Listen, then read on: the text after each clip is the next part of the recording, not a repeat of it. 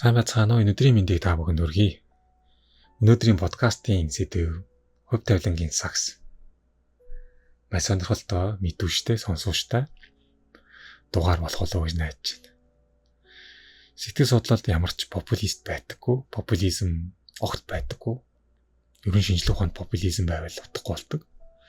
Тэгэхээр шинжлэх ухаантай холбоотой нийтлэл подкастуудыг ахин дахин сонссныхын дараа хэрэгжүүлэх, тунгаах, амьдралдаа хэрэгжүүлэх нь илүү ач холбогдолтой болгодог. Байгалийн шинжлэх ухаан, нийгмийн шинжлэх ухаан, элдв шашин, түүх соёл, домог яриа, хүүрнэлүүлгэр юу ч гэдэм бэ. Эд бүгдээрээ бидний оюун санаанаас төрж гарсан бүтээлүүд. Хүн төрлөختний оюун санаанаас төрж бүтэж бий болсон зүйлсүүдийн дийлэнх нь бидний амьдралыг хөнгөвчлөх, бид өөрийгөө илүү агсан гүнзгий төвшөнд танихад зориулагдсан байдаг. Олон мянган жил бид нэр ирээдүг таамаглаж байна. Хувь тавилангаа таамаглаж байна, төсөөлж байна. Таах гэж оролдож байна. Энэ хэрэгцээн дээр олон шашин, олон зурхай, янз бүрийн зургаан аргууд бий болж байна л т. Сайн мууг бол би хэлж мэдэхгүй. Ондог алддгийг ч бас мэдэхгүй байна. Алин ч аж болно. Гэхдээ бидний өнөөдрийн зорилго бол хувь тавилангаа бид нар мэдэж болдг юм уу? Хувь тавилан монголчуудын хэлдгэр үнэхээр цаанаасаа заяагдсан байдаг юм уу? Зурсан зураг гэж байдаг юм уу гэдэгт хариулах гэж байгаа. Сүүлийн 10 гаруй жил хаа сүүлийн их сургуулийн сэтгэл судлалын нийгмийн судлаачид хувь тавилангийн саксын тухай нэлээд судалгаанууд хийгээд тэр нь амьдрал дээр батлагдаад байгаа юм. Миний бас хувьдаа хийж байгаа судалгаа, хувьдаа хийж байгаа энэ ажиглалтууд бас нэлээд үр дүнтэй байгаа. Тэгэхээр энэ тухай өнөөдөр ярилцъя. Сая би хэллээ, монгол хүмүүс нэлээд шашинлаг байдлаар тайлбарлавал зурсан зураг гэж байдгаа, хүний хувь тавилан гэж байдгаа гэж маш их ярьдаг. Тэгснэ эзэн хичээл заяа хичээдгээ. Хүн сайн сайхныг санаж явах юм бол хувь тавилан чинь тэгшэрдэг гэж хэлдэг юм. Бас ийм зүйлийг ярьдаг. Эргэцүүлээд хэдүүлээ харъя л д. Нэгэнтээ заяагдсан хувь тавилан зурсан зураг төр гэж байдаг юм бол хичих бас хэрэггүй болоод байгаа биз. Гэтэл хувь тавилан чинь байгаад байдаг. Цаанаас нь зураад утсан байдаг юм бол яагаад бидний монголчуудаас хичээгээд байгаа? Ямар үед ашиглахаас болдог? Өөрсдийн шийдэж чадахгүй, учрыг нь олж чадахгүй, хариулж чадахгүй зүйлс амьдрал тулгархаар зэрэг хувь тавилантай наатчихдаг. Зурсан зураг гэж байдаг юм уу тийг орхиж байгаа. Гэтэл сорилтууд гараад ирэхлээр зэрэг за хичээч юм л ард маань хувь тавилан сайжирна гэж хэлдэг. Энэ жишээн дээрээс харахаар монгол хүн уугийн маш прагматик. Прагматик гэдэг маань жишээ нь бүү сайн гэл бүүн дээр очичдаг. Тэр лам сайн гэл тэр лам дээр очичдаг. Тэр зурхаас сайн гэл тэр зурхаас дээр очиж тэр имц сайн тэр имц дээр очичдаг монгол хүмүүс. Бурхны шашны зан үйлийг нэг хийгээд, бүүгийн шашны зан үйлийг нэг хийгээд тэгээд Европ уламжлалтын эмчилгээнүүдийг хослуулж идэг ч гэх юм уу. Сайн муу алийг би мэдэхгүй. Би ч бас тийм байж магадгүй. Энэ нь бол манай үндэстний өөрийнх нь сэтгэлгээний онцлогоос шалтгаалж байгаа л. Тэгэхээр эдгээр зүйлс өнөөдөр хариу өгөхийн тулд өнөөдрийн подкастыг бэлтгэж байгаа гэж бодох хэрэгтэй. Хувь тавилангийн сакс гэж юу яриад байгаа юм бэ? Бид хүмүүний төрлийг олоод энэ ороод мэндсэн цагаас эхлээд хүмүүн гэдэг хувь тавилантай хувь зохиолтой болж эхэлж байгаа. Тэгэхээр надад танд нэг хувь тавилангийн сакс тусад байдаг гэсэн үг. Хүмүүс хувь тавилангийн сакс гэхээр жан шинжлэх ухааны ч юм уу онлайн ойлголт учраас сайн мэдэхгүй байх шүү. Зүгээр бид нар хувь тавилангийн сакс гэдэг үгийг амьдралд хэрэглэхгүйгээр оронд нь миний үрдэг ачаа гэж их ярьдаг. Миний үрдэг ачаа гэж ярихаар бас их жаахан өрөөсгөр болоод байдгийг. За одоо сайхан тайлбарлаж гээ. Бидний хөв тавилангийн сагсанд янз бүрийн хөөгдлүүд байна. За баяраг авъя. Баяраа гэдэг нэг хүн байж. Баяраа төржээ. Энэ хороод мэдлж. Баярагийн сакс гэдэг нэг зүйлийн баяраад байна. Тэр саксанд юу байх вэ? Баяраагаас шалтгааллах болон үл шалтгааллах. Баяраагаас хамаарах болон үл хамаарах зүйлс тэр саксанд байх. Тухайлбал ямар айлын хүүхэд болж төр. Эцэг ихтэйгээ бүрэн бүтэн нэгшиж хайран думж үсэх юм үгүй юм уу? Эсвэл бүтэн өнчин үсэх юм үгүй юм уу? Тэртээ гандангийн хүрдэн дээр тавигдах юм уу? Айлын отхон хүүхэд болох юм, ууган хүүхэд болох юм, олон ах ичтэй болох юм, айлын ганц хүү болох юм уу? Энэ өгөгдөл нь баяраагаас үл шалтгаална. Хүн болгон өөр өөр баг. Би айлын том болвол баяраа айлын баг болжээ. Гэрлээ айлын дунд болжээ. Цэцгээ өнчин өрөөсөн өсжээ. Надаа шалтгаалах үл шалтгаалах гэдгийн үл шалтгаалах зүйл миний сагсанд одоо орлоо. За цуг сагсандаа хийгээд яваарай. Дараагийн хөвгдөл дахиад надаас үл шалтгаалах. Орчин. Би хөдөө төрсөн үү? Сумын төв дээр. Сөөв дотор төрсөн үү? Улаанбаатар төрсөн үү? Аймгийн төвдөө төрсөн үү? Эсвэл нэг бүглүү газар төрсөн үү? Надаас баяраагаас үл шалтгаална. За сагсан тахидгаар та хаан төрсөн бэ? Мэдээж хүн болгон өөр газар өөр орчин төрсөн. Төрсөн орчноо шалтгаалаад надад дахиад үл шалтгаалах хүрээлэл өгдөг. Жишээ нь аль сургууль, аль цэцэрлэг, улсын цэцэрлэг, хувийн цэцэрлэг, олон улсын сургууль. Энэ нь төлөвшөөгүй, ухаан суугаагүй баяраа болон цэцгээ гэрлээ надад хамааралгүй надаас танаас үл хамаарах зүйл. За баяраа 10 жилээ улсын сургууль сурлаа. Би олон улсын сургууль сурлаа. Сагсандаа хийж байгаасаа давхар хийгээ те. Үүнээс эдгээр зүйлсээс мөн шалтгаалаад миний найз нөхөд намайг хүрээлэн буурч эргэн тойр ямар байх вэ гэдэг зүйл энэ сагсанд орж ирнэ. Бас нэг өгөгдөл. Мэдээж өндөр төлбөртэй сургууль сурдаг бол миний ойр орчмын найз нөхөд миний хүрээлэл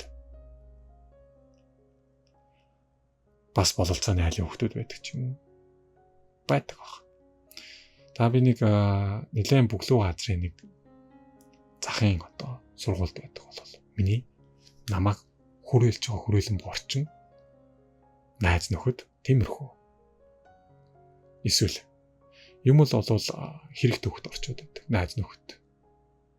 Эсвэл юм л олвол хичээ сурыг, ажлын хамтрыг гэдэг найз нөхөд. Намайг хүрээлсэн байж болох юм.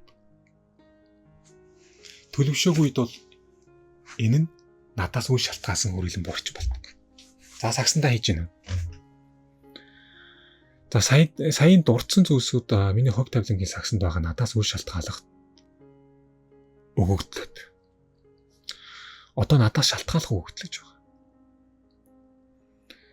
Энэ нь авьяас чадвар сонголт 3. За би ямар авьяастай вэ? Хөгжим тоглолт юм уу? Спортын авьяастай юм уу? Хоол сайхан хийдэг юм уу? Дуу сайхан дуулдаг юм уу? Зураг сайхан зурдаг юм уу? Надад авьяас байна. Танд байгаа энэ авьяас таны сагсанд орж байгаа танаас шалтгаалах өгөгдөл. Би өөрийнхөө бусдаас нэг жоохон дүнгүүрч чаддаг ч гэдэг юм уу илүү гэдэг тэр авьяасаа мэддэггүй юу? Бас хөгжүүлсэн үү хөгжүүлээгүй юу? Хөгжүүлж байгаа юу? Хөгжүүлж байгаа бол энэ чадвар болдог. Би хоолыг авьяастай үнийг хөгжүүлсэн бол мэрэгчлэн ерөнхий тоогооч. Бид зурагтай авиастай үнийг хөгжүүлсэн бол хөгжүүлж байгаа бол зураач гайхалтай бүтээл гаргана. За үүний чадвар гэж байгаа. Тэгэхээр авиас чадвар хоёр надад шалтгаална. Би авиасаа таньж мэдсэн тохиолдолд түүнийг хөгжүүлэх ёстой байх. Чадвар. Үүний дараа сонголт. Өдөр тутам бид нар сонголт хийж байгаа. Энэ сонголт бидний хөв тавилангийн сагсанд нэлээд жин даа. Хинтэн гэрүүл болох юм. Ямар мэрэгжил эзэмших юм. Аль хотод амьдрах юм. Ямар ажил хийх юм. Хинтэн нөхөрлөх юм. Төлөвшсөн цагаас хойш эхлээд бид нар сонголтуудаа маш ухаалгаар хийж эхлэх юм чадвартай болдог. За надаас үйл шалтгаалах өгөгдөл ямар ч аж болно. Хүнд хэцүү байж бол, ядуу тарчиг байж бол, дутуу хөвтүү байж бол, онцгой, гутрамаар аимшигтай байж болно. Эсвэл эсэргээрээ дутуу төлмөд зүйл юуч байхгүй төгс төгөлтөж байж болно. Аль байлаа гэд миний хувь тавиланг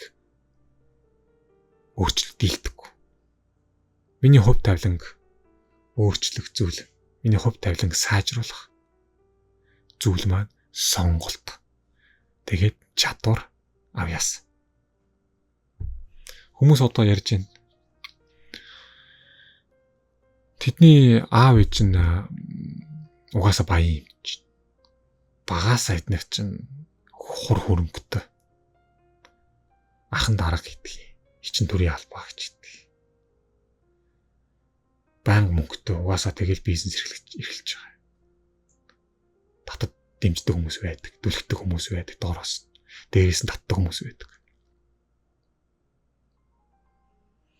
Аргагүй шүү дээ. Би бол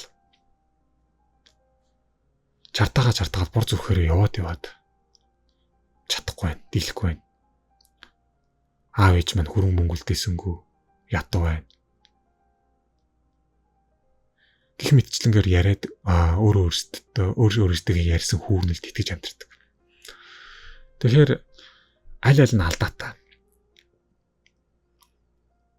Ямар ч хийж болно өгөгдөл. Одоо сүүлийн 3 зүйлийг тулд нь хийгээд өгөх юм бол ямар ч хүний хувь тавилан сайжирдаг. Ямар ч мэрэгэн хүн дээр очих, ямар ч сургаач дээр очих шаардлагагүй бид нар хувь тавилангаа мэддэг гэсэн үг. Бидний сагсанд байгаа өгөгдлүүд, өнгөнгийн цэцгүүд бидний хангалттай энэ насандаа хинээс царай алдахгүй, хэнийг ч гоохгүй амьдруулах материалаар дүүрэн байдаг. Энэ подкастыг сонсоод сагсанд байгаа зүйлсүүдээ бүгдийг ингэж хар. Дайжгүй их өгөгдөлтэй байгааз. Тань чаддаг зүйл байгааз. Та авьяастай байгааз. Та хэрэг хөгжүүлж байна уу үгүй юу? Таны хийсэн сонголтууд зөв байсан уу буруу байсан уу? Буруу бол зөв сонголтыг одоо хийх цаг ирсэн. Гэтэл хувь тавилангийн энэ сагсыг бид нэр зүгээр сагс юм а, миний өгөгдөл юм а. Энэ дотор байгаа зүйлсүүдийг хольж хутгаад миний ирээдүйн амьдрал, одоогийн амьдрал зохицолдог юм а. Тэгээ хичээвэл болдго юм байна, сайжирдаг юм байна гэж харахын оронд бид нэр маш их хүнд ачаа би үүрсэ. Тэгтэй байна. Бүр төөлдөж байна гэд өөрийнхөө сагсанд байгаа өгөгдлүүдийг дандаа ачаа тээш болгож түүнээсээ тэр шатдаг. Хувь тавилангийн сагсанд байгаа зүйлсээс тэр шатдаг хүний амьдрал эзэж өөдлөхгүй гэдэг судалгаанд баталж байгаа. 2 хүүхэдтэйгээ өрх толгойдод үлдчихлээ. 4 хүүхэдтэйгээ аав нь хаяад явчихлаа. 10 хүүхэдтэй ядуу байна. Өстой бит хоёр би ганцаараа хідүүлээч 90 их тэрвэхээр ажиллаад хичээгээд барахгүй. Энэ хорвоо ертөнц надад өстой. Арай л хүнд ачаа өөрчиж. Гэж өөрийнхөө кодлоод өөрийгөө зүдүүртэй амьдралаар амьдарч ийн гэж итгээд өөрийнхөө амьдрах итгэлийг, өөрийнхөө амьдрах хурдыг маш их сааруулдаг. Гэтэл саяны зүйлсүү та 2 хүүхэдтэйгээ хоцорсон, 4 хүүхэдтэйгээ хоцорсон ч эсвэл та 2 10 хүүхэдтэй тийжээх гээд ирэх тэр их зүтгээд байгаа. Эдгээр чинь ачаа биш аахгүй юу? Ачаа биш. Таны сагсанд байгаа материал.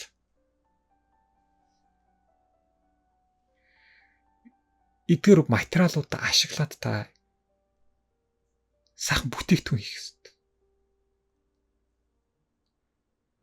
Өөрөөр хэлбэл хувь тавилан танд маш их зүйлийг өгсөн байхгүй юу? Ачаа өгөх байхгүй юу? Огтхон ачаа өгөхгүй. Ачаа гэж бид нар хараад байгаас л заримдаа амьдралаасаа тээш явах юм байдууд гараад байгаа. Тэгэхээр хувь тавилангийн сагсанд байгаа миний ч баяраагийн ч таны тэр сагсанд байгаа тэдгээр зүйлс авяас чадвараа хөгжүүлсэн цагаас эхлээд таны амьдралыг сайжруулдаг.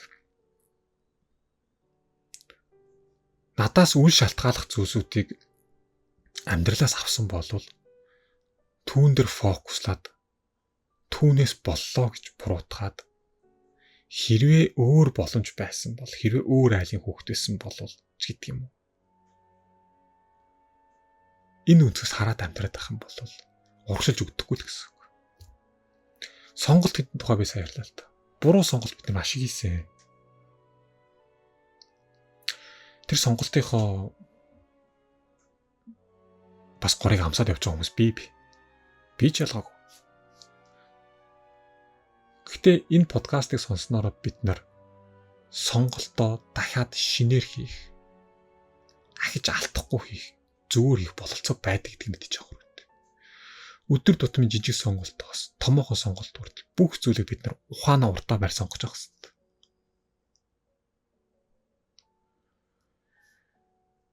Хань ижлээ би буруу сонголоо. Тэгээл одоо энэ амьдрал маань уруудлаа гэж хүмүүс их ярьдаг. Тэр буруу сонголт бол танаас танаас өөрөөс чинь хамаарсан, танаас өөрөөс чинь шалтгаалсан. Таны шалтгаалж таны сагсанд хувь тавилангийн сагсанд орж ирсэн зүйл. Тэгээ юуг нь буруутгах юм? Сонголтоо өөрчлөөд юм.